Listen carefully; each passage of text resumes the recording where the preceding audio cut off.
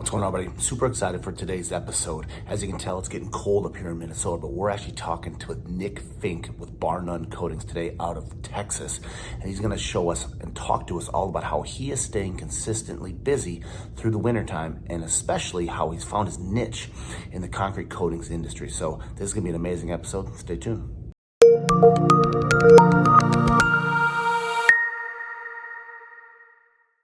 Hey, what's going on, everybody? Welcome back to another amazing episode of Beyond the Crete. As you guys know, we're all about leveling up the industry, one installation, one floor, one installer, one business at a time. And today we have an amazing installer, a business owner, and a friend of mine, Nick Fink out of Texas, and he has Bar None Coating. So without further ado, Nick, thanks for coming on the podcast. Thank you for having me. It's a blessing to be here. Yes, sir. So, all right, give a quick kind of 2-minute bio about you, kind of who you are and what you do. Yeah. So my name is Nick. I own Bar None Coatings. Up until this year, I was Bar None Coatings. I didn't have any employees. I didn't have any help. But I'm very thankful for that. I'm glad I learned the way I did. I'm a veteran. I served in the military when I got out of high school, went in the Navy, got to live overseas, got to see a few things, and then came back. 2018 until about 2023, I plumbed. I was a licensed plumber in the state of Texas. The biggest thing for me was the trade world has been taking a commercial buyout turn. So when that started happening, I said, what do I really want to do? I saw this trade. I saw the artistic portion of it. And I was like, that would be a great fit for me. I want to hop on that board or hop on that bus and rock and roll. So in 2023, I decided, I was like, well, let's look step by step what it takes to get the right equipment the first time, establish a decent enough business that I can roll out, and for the first 3 or 4 months not have so many issues that I'm taking 3-4 steps back. So I spent my year in 2023 kind of producing and putting all that together. And then come the end of the year, man, we were slinging and banging. I think we did 4 or 5 jobs within the first 2 months, which was down here, as you know, we run full time, but it was November, December area. So great time to start, awful time to start at the same time. And like I've said before, we fail to succeed. That was one of those times where I had to learn that weather was my best friend, but it was also not my best friend in this trade. Yeah. And man, ever since, we just hit the ground running, tried to learn as much as possible.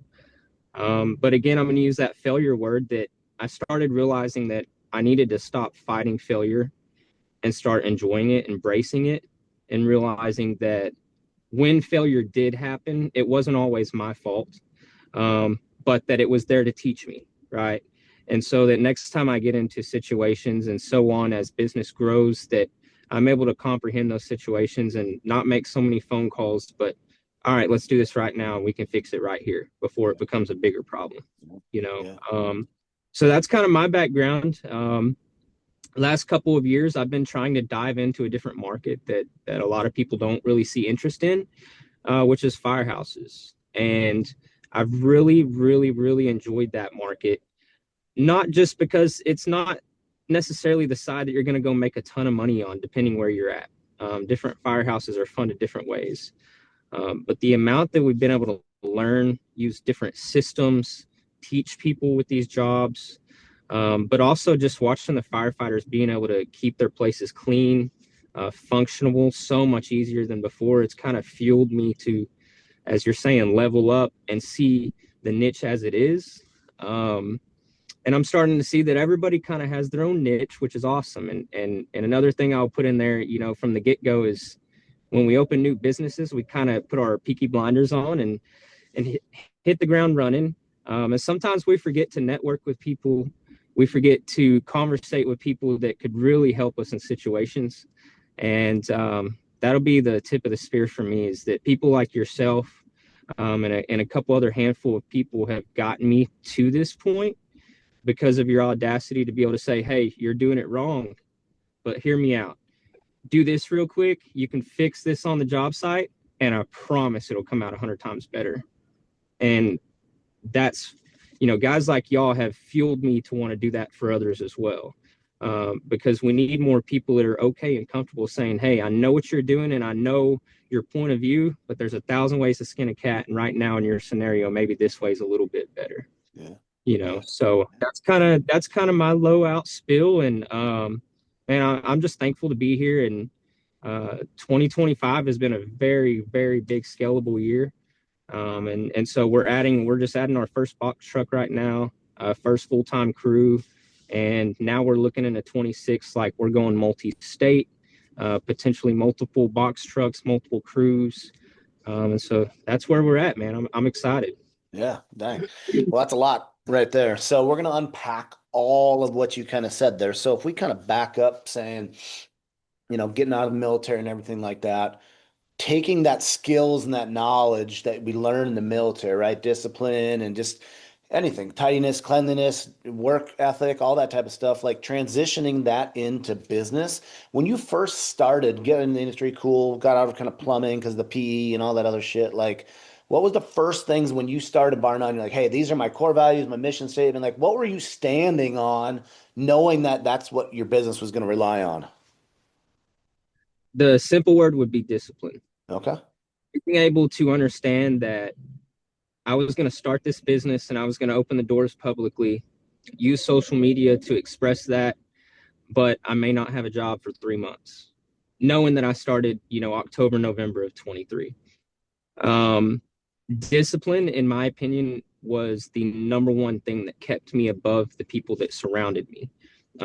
As you know, this Dallas market, especially in 23, was extremely flooded. Yeah. You had a lot of people doing $3 a square foot, no warranties, and see you later. And I figured out that if I stayed disciplined and didn't fall into what everybody else was doing, that I was going to be okay. And I guess to explain that, what I mean is I decided to raise my prices above everybody else and provide the amount of discipline that when I showed up to jobs, from the time that people shook my hand to the time that we walked off the floor for the last time, they understood that my attention to detail was going to be further above than people around me. It's the simple things like the edge at the door being perfectly straight, perfectly crisp, even after you top coat. That discipline set me apart from others, because what I realized is a lot of people around me were paying $2,000-3,000 a month in marketing, and in that same meantime, and knock on some glass, today I still do not pay marketing. I'm Mm. all word of mouth. Wow. So I'm a firm believer that discipline was the action that allowed all that to happen, because as long as I stayed disciplined and made sure that everything stayed completely consistent, every floor was consistent with the edges, with the lines, the rollers, you name it, that we could build something that was incomparable. Not saying that other companies around us weren't doing the same stuff in different concepts, but that I could build a strategic line for people to follow when they get hired on, and so on, following myself. Right. And so that discipline was me failing. It was me installing floors that went bad, learning that I should have used a moisture vapor barrier first, or, simple things like that, that people have to overcome those hills to get to that next level. Discipline was what took me there, because every time, instead of putting my head down and going, oh man, this is awful, might have to shut our doors, you name it, even if it was a close call financially, I just tucked my head down and said, all right, well, let's go get the product, let's start the tear out, let's do this right and see the outcome. And what that discipline provided was that those customers, when this would happen, and knock on glass again, I've only had it happen 3 floors in almost 3 years. But when you go back and you provide a solution that is 10 times better than the original that might have had a problem, I realized that the word of mouth from that discipline goes 10 times further than anything me or you could ever say to anybody. Mm-hmm. And so I stayed strong to my discipline, and I said, hey, today may be a rough one, but let's keep getting it. Yeah. Tomorrow may be rough, but it's okay. Nobody in this industry got to be the man sitting in the office without putting in the grind. And as somebody that came from the plumbing field, I knew that I had something to prove, especially around a bunch of people that had the knowledge of chemicals and I didn't. And so that would be, if I could tell any guy opening doors today, I'd be like, discipline yourself, discipline yourself, discipline yourself. If you're one of those people that you're a set schedule kind of person, every day at 5:30, set that alarm and get out of bed. You know, even if you're not feeling it, even if you're sick, even if today's rainy, even if tomorrow's cold, get up, get out of bed, and get to work. Yeah. Um, and I've realized that the quicker I do that in the morning, and the quicker I go off to work, I put my uniform on and I get in the mode of this is what's happening, the more I'm able to accomplish mentally, but also throughout the day with a schedule, because I'm not a rat race every day. It's straight up. I'm going here, here, here, here, and here on this time schedule. Yeah. Yeah. So that's my harp, man. You've heard me harp on it before in the store in Dallas, and I think that anybody can do this industry the right way with enough discipline. The right way. And Yeah. right way, and I mean that because there's a lot of wrong ways, you know. There is. So, um, but that's kind of my spiel. I really do think that, and I think it applies to any business. I don't think it's just the coatings industry. I think that discipline is what allows people to level up each time, because as they learn and they grow, they start to see other things that they have to put controls on and be disciplined about to get to that next level. Whether it be not taking a paycheck for the first 2 years of your company, or whether it be you keep your company down to one crew for an extra year. Those are some of the disciplined sacrifices that we make to ensure that, hey, this next year I'm really hitting that goal, you know. Yeah. Yeah. So taking that, I'm going to take it a non-conventional route because I've been preaching this shit for a long time with raising your prices, right? Whether it's 10 cents, 50 cents, a dollar, I don't care, get what you can because that's the quality of service and you got to stop underselling yourself, right? And just let those $2, $3 guys just they're going to fucking just go away, right? But you value Yes. yourself and again, it starts from the very first time that lead comes in, that phone rings to the said to you pass off the warranty card or God forbid something happens. And I would say you're going to create a raving fan, right? Like God forbid something happens. You go back and then that person goes and tells five other people that you fixed the floor and then three of those purchase. Like realistically, you failed, but you still could have profited. So taking that Yep. unconventional approach, raising your price, why are not more people doing that? I think a lot of it is we live in a very different economy right now. So a lot of the scare tactics this year for us were tariffs, things like that. A lot of people, I think, are scared to adapt and overcome because they see, well, 80% of the market's at, let's call it 550 a square foot right now. Well, maybe 80% of the regular market is at 550 a square foot. This is kind of my mentality in thinking about this. Anybody can be an everyday installer, but what separates, let's say, bar none from so and so over here on the other side of the metroplex, that's where the value builds, right? So, like you're saying, what makes you want to raise your square foot price? And I'll tell you, so you're building value. You're not selling a floor. You're selling something. You're selling a solution, and people are looking for specific things out of these floors for what they need, and that's why they called you, right? So the number one thing I ask people when I roll up is, well, what are you looking to accomplish here? Are you looking for just something easy to clean? Are you looking to make this a man cave? Is this going to be a high traffic area? You name it. And I think that should be everybody's first question to a client. And the reason why is because you can't start building your value until you know exactly what that client's looking for. So to get back to the root of why would I raise my prices square foot wise on a market that's subpar square foot wise? So I'll tell you right now, I can raise my prices at any point in time, lower them at any point in time due to margins and reflections, profits and losses, you name it. But the main reason that I continue to raise square foot prices, I see that I'm selling value with solutions now. It's not that I'm just going to install a floor for somebody. I'm not just going to do something quick, easy, and take the cash and run. At this point, we're building long-term relationships with people, right? So I have a couple of clients that have called me back for 4 different floors. That should be your goal with every client. If you call me for a garage, call me when you're ready for your patio. Let's do something cool back there. But the biggest part of raising your square foot price is that value. If if you put an invoice in to a client for a garage and I go put an invoice in and I'm $1 a square foot higher than you, what is separating your bid from my bid? Why am I $1 square foot more than you? And if you can rightfully so explain that to a customer and make it make sense to a customer, the way I've gone through a couple of different things like Nextstar in the past and like sales classes. And one of the things I had to realize is you're selling solutions, right? So it's not your job as the owner, the salesman, you name it, to feel bad about the price that's at hand.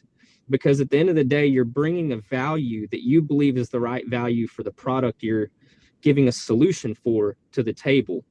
So I've always learned that, if I'm $1 square foot higher, what's the difference in me and you? So if I'm cleaning up my edges to be sharper, I'm going back and double coating my stem walls, all of my lines are super straight. When we get done with floors, we don't let anybody walk on them for 3 days, and then we take swing buffers over them and clean them up really shiny, really smooth. If any jaggers are sticking up, you name it, they're gone after that. Those are the different things that are causing the square foot prices to go up, right? But as a consumer, as the homeowner, we as the salesman, as the business owners, you name it, have to be able to explain that and say, hey, I understand I'm a little bit higher in price here. Let's compare apple to apples, right? What are they bringing to the table that I'm not? And what am I bringing to the table, vice versa? And a lot of times people will see that firsthand. They'll say, well, this company is going to do a 1 day install and they don't come back to walk the floor, right? Something simple like that. We see that a lot in Dallas. They show up, they come back 2 or 3 days later, park their cars on it, good to go. It's a real quick and easy transaction. The difference is I might see that client 5 or 6 different times before we close that job off, meaning 5 or 6 different complete trips. The first trip is the bid trip. One of the things I like to do for people is, if you're taking down payments, I order it right then and there on site, and we set it up to be delivered at your house or delivered at mine to deliver at your house, because that's paid for product at that point. That's another thing that people will usually buy off on, is they're like, well, every company's wanting a half down or want a down payment, you name it, but you said you'll bring all this material to my house. Let's do it.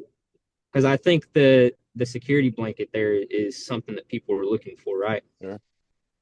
But I'm a firm believer that all of these little things are what scale to make somebody the difference between I'm a $3 square foot company, I'm a $6 square foot company, and there's people around me that are $2 a square foot more than I am.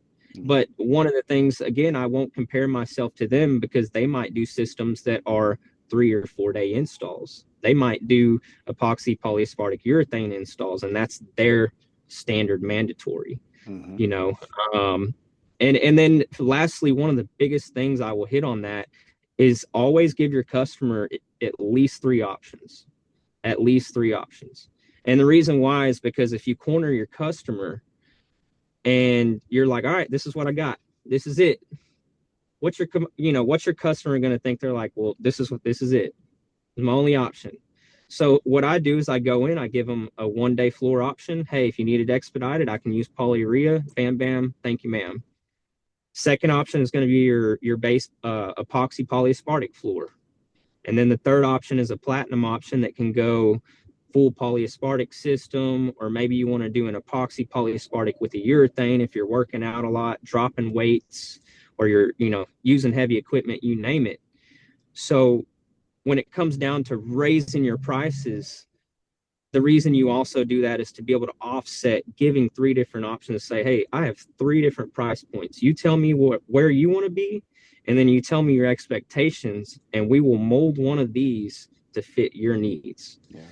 And again, we go back to building solutions. That's where it all begins. Yeah. So Yeah. And same, and even on for my end on the distribution side of things, right? So I always hear people like, "Oh, I want a metallic floor and an auto mechanic bay." I'm like, "Well, that's not feasible. How about we build the product for what your customers' needs are, not always what their wants are, and finding that solution." Because again, there's millions and millions of different products out there, but you really can narrow it down based on what their solution and what they're looking for, and then offering that is key. So as you're kind of doing this now in bar none, obviously starting to gained some traction. It sounds like you got a box truck, employees, got some vision kind of coming up here in the future and stuff. Like, where are you going? What's your 5-year plan kind of looking like without kind of giving away any of your secrets? Well, I can keep the secret secret. That's a good thing. But everybody knows this is there's us. We're the main company in Texas that firehouse specialize in firehouses. Yeah. So with that being said, I started digging deep and digging into how that could be a possibility, figuring out what fire departments needed, but also how they could afford to do these projects that would give them benefit as well, right? You know, kind of like every big government organization, every fiscal year resets their budget, and if they don't spend it, they lose it. So you kind of have to find your ways in, and a lot of it is the networking. You know, I did the first one last year with you guys, and ever since then, it's been the network of fire chief to fire chief. Mm, Um, that's kind of how I keep my communication because none of these have happened overnight.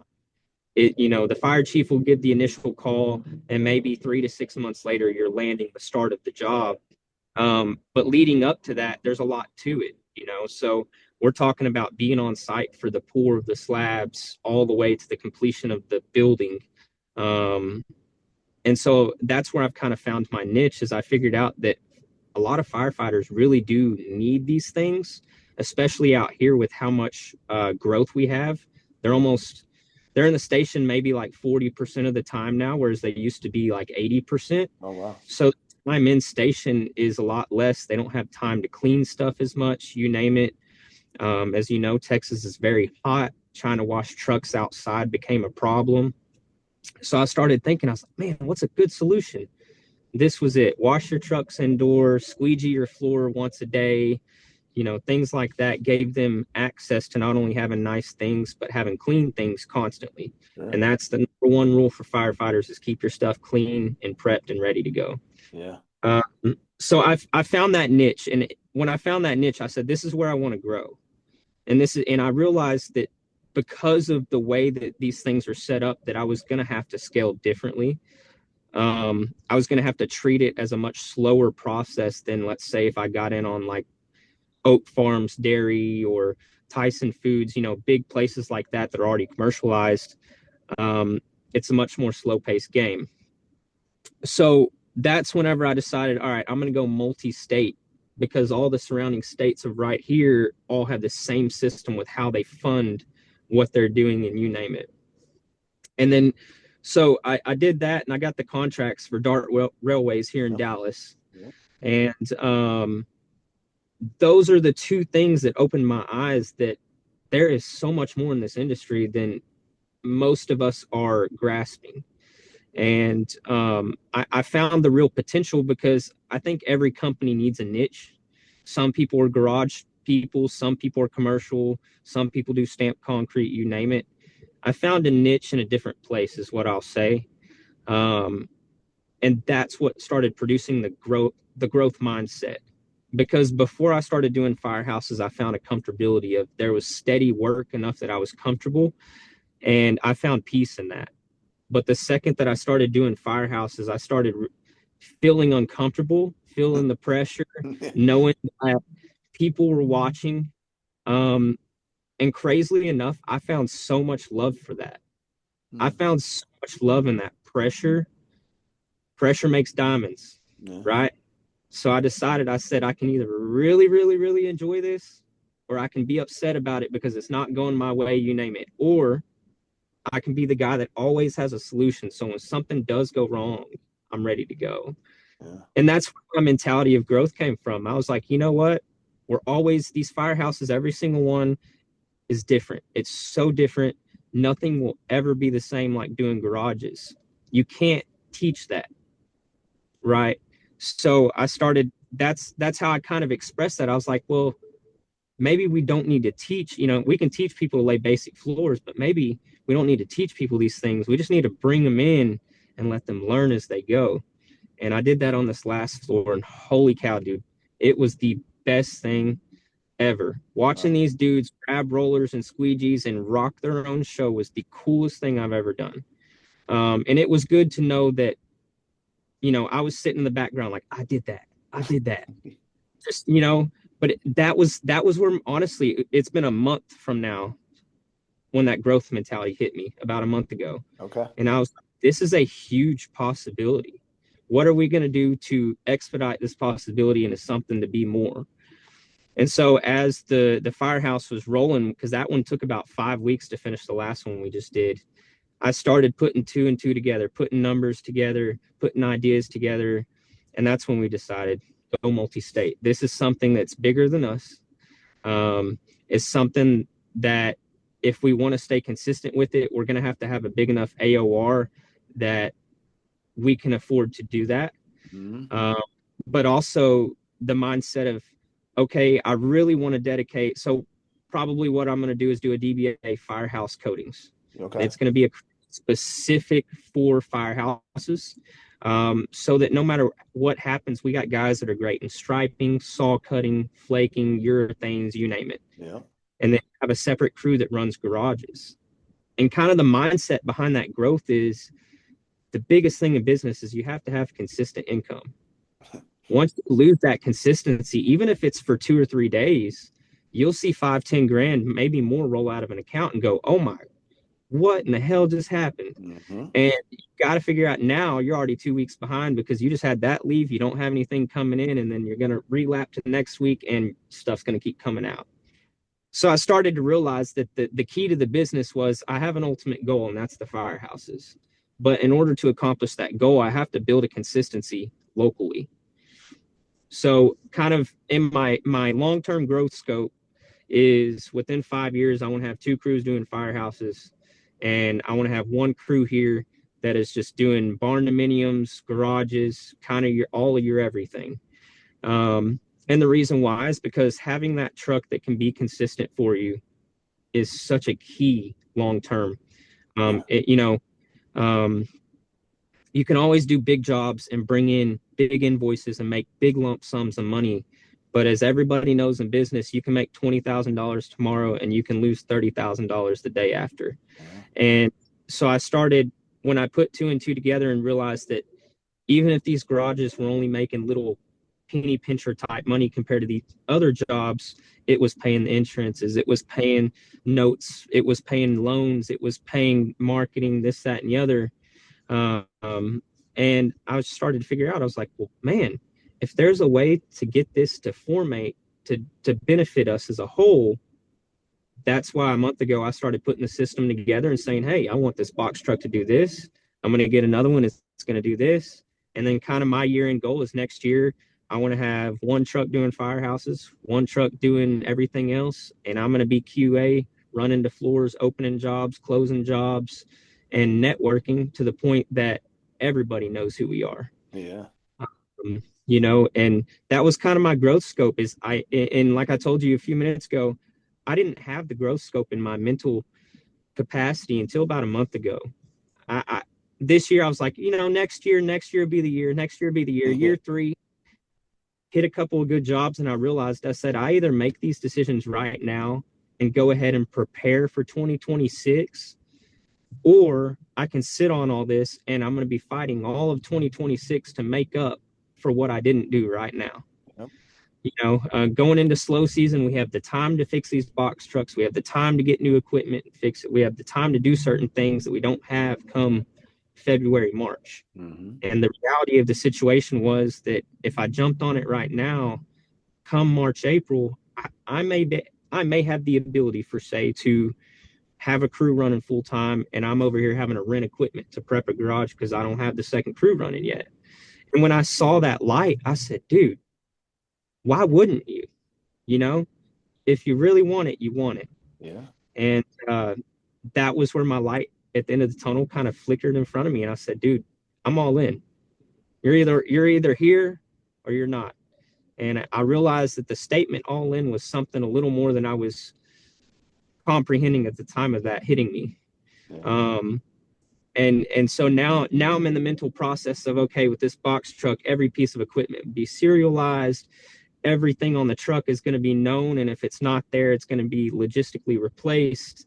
We're going to keep 2 kits of poly, 2 kits of epoxy, extra kit of urethane. And so the mentality of where I've been at, which is pull the trailer up to the job. You got the material you just picked up a couple of days for the job. Everything's in the trailer, is changing into, rather than preparing for now, I'm preparing for 2 weeks from now. I'm preparing for a month from now, because I heard this phrase many years ago when I was plumbing. You ain't got to get ready if you stay ready. Yeah, it's true. And I'm starting to realize that as business owners, sometimes it really sucks up front to have to buy certain materials, load a truck up a certain way, you name it, buy diamonds, three different coordinations of diamonds, this, that, and the other, you name it. I was like, man, why do we do this to ourselves? But on the backside, I started to realize, okay, you can spend 2-3 grand up front, have these dudes ready to roll. They don't have to call you. They don't have to leave job sites. You don't have to run around like a crazy clown, and they'll make that back on the backside doing their thing. Mm-hmm. That mentality didn't hit me until like a month ago. Okay. And so I will say that for anybody that's out there in that in between where they feel like they're sitting stagnant, because that's kind of where I was. I was like, man, I'm going. I've worked a lot this year compared to last year, but I feel like I'm sitting still. I would tell them, keep pushing. Keep pushing. And, what you told me a year ago, stay disciplined and stay true to yourself, and don't go into a floor trying to give them something you can't provide them, or oversell something. Go in there and under promise people and over deliver, so that at the end of the day, they look at you and go, all right, that's our guy. Yeah. And I want his cards, and I'm going to give his cards to all my friends to make my friends use that guy too, because that's our guy. Right. That's kind of where that mentality, came from. And I was sitting down last night trying to write notes for this, and I realized really quick, like, no notes are going to express the way I feel, because I'm so passionate about what I do now. Yeah. And I'll sit on my back porch at night and kick myself in the butt all weekend about something that I could have done, this, that, and the other, but that's passion. And anybody that has passion in this trade that feels like they're sitting stagnant, they're not. That's the biggest key. We're so hard on ourselves as business owners, but compare yourself to 9 months ago. Now let's talk about sitting stagnant. Yeah. Yeah. And so yeah, that's my growth scope. In 5 years, I would love, I'm not looking to go 20 trucks. I really don't care to do that. I would love to have 2-3 crews. I'm one of those people, I like to give back to my community through veterans. So being able to, like, we're going to do a commissioning ceremony for a firehouse. I'm going to smoke some briskets. We're going to serve them food, things like that. That's where I find purpose. Being able to use my crews to accomplish those purposes. Another big growth scope for us is being able to give back to a veteran community. So one of our next steps for next year is, as crews, we're going to run around once a month, and we're going to provide meals to veterans that are out on the streets. We're working with a rehabilitation company to try to build contracts where we can do charity funding, et cetera, to be able to bring people off the streets, get them off of drugs, whatever they may be addicted to, get them in the veteran workforce programs and try to get them back on their feet in a proper way. So, business is always business, but to me, it's a lot more than business, because I don't just coat floors. I use the coatings business to be able to do more than just coat. I use it to help people. Yeah. Like Right. last year, we get back some floors for veterans. We remodeled their garages for free. Yeah. And this is kind of our next step, is like, hey, we can really make a difference to people. It's not always just about making money, putting out good material, looking at cool floors. Sometimes we can really do some cool things out here that don't necessarily relate to floors, but get to benefit a community. Right. So Yeah. that's my scope in life. I felt the calling, and I said, well, what a better way to accomplish this calling than go all in.